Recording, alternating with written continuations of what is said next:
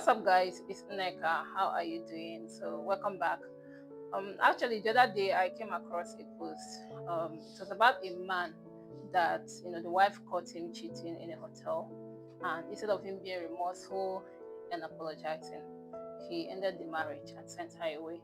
So the man went on to explain that his annoyance was the fact that the wife was easily influenced from outside because the woman got to know about his whereabouts through a source, maybe a friend, a neighbor, whatever. So the man was saying that that was just his annoyance because of how easy it was for the wife to be easily influenced. That today it could be that if she learns about his whereabouts, tomorrow it could be something else. So that was why he ended the marriage. So when initially when I heard it, I was like, oh, this man, you are deflecting from the real issue at hand. Like you're shifting our focus. You are caught cheating. Why would you send someone away? But I took time to think about it. So I was like, okay, I think I understand where the man is coming from. And that's why I'm here to share.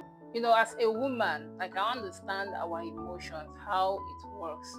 And sometimes, especially in something like this, like you would almost act irrational, right? Then on the other hand, what was your goal in mind? Because if I were the one, like I would like make up my mind. If I'm trying so hard, investigating my man, investigating him, like someone calls me telling me I saw your man somewhere, and I'm just running around pulling strings, involving people, paying Uber guy, paying the receptionist at the hotel, to give me information. I have a goal in mind, which is to end the marriage. And I really want to catch him red handed so that I will end the marriage. But the thing is, you caught the man, then the man ended the marriage. You went on to tell the family members everybody should come back so that you'll be begging your husband to take you back.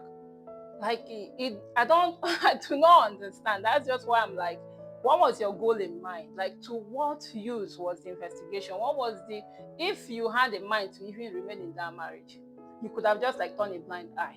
And the first time you got to learn about it, I think the man was also saying something about that his annoyance was that he asked you when you received the call, because he was there the day that your friend called you and you made mention of the hotel. He was curious, like he's calling you and stuff like that.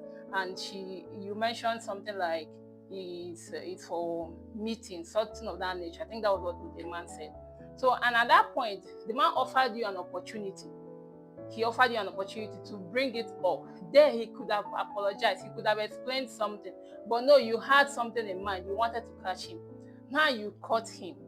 What did you not do with the investigation? Everything just flipped. And I don't know how it happened that now you are the one who is now begging. Like your husband was able to gaslight you to the point that he ended the marriage. Because that's the thing, he's the shocker. And I'm not saying in any way like the man cheating on you was a good thing. But now he's the one that ended the marriage. He said, okay, you call me cheating, I don't want you anymore.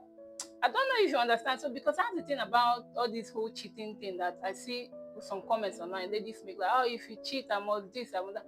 The thing is, if the man says, okay, I don't want again, what's your next line of action?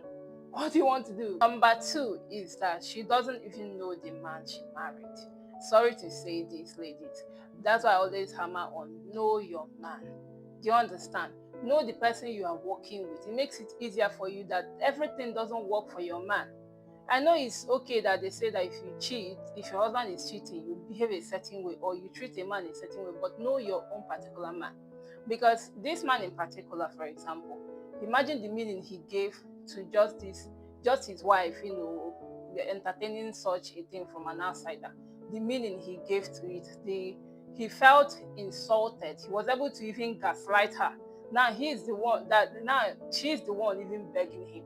And also, like every relationship dynamic is different. You have to understand the kind of person you married. You have to understand how you people even met. Because the man is a very rich man, do you understand? And let's say he even married you from like a poor home and everything. The dynamic is always different from like compared to people that probably you married your high school sweetheart or anything of that nature. Like it's different. So I think on this case, she doesn't even know her man, and I don't know how long their marriage has been. So, but it's very, very sad, and you see how it flipped on her. And number three is this. Like, I know, ladies, like I'm tired. Like I know you guys are tired of hearing this from me at this point, but always find something doing. Like find something doing. because this man has money. He is able to behave anyhow he wants, right? And I think there's a certain level of respect a man will give you as a woman if you have something you bring to the table. If you have something that you contribute to the home, there's no man that doesn't respect a woman that has something that she's doing. I don't know if you understand. So the man was able to like live his life anyhow he wants, cheat on whoever and that's not even the first time. He said, "Fuck you. Like I will cheat on whoever I want to cheat on, and you have nothing to. If you are tired, leave." Don't know if you understand. But if she had something she was doing, she had her own career, her own money, there is a level of respect. The man wouldn't even go to that extent of treating her that way. And at least she could have at least walked away. She doesn't have to wait for the man to end the marriage. She could easily just walk away because she cannot entertain that. So that's why it's so important as ladies. Let's empower ourselves. Let's acquire skills. Let's pursue a career. Have our own separate goals. Like you don't really like have to build your life around a man. Like your whole identity doesn't have to be that you're this person's wife. You have to have your own separate life before you become someone's wife. Even while you are in the marriage, make sure you stay true to who you are, like your core values, like your goals, your aspirations in life. Make sure you pursue that just to avoid situations like this because it doesn't always end well.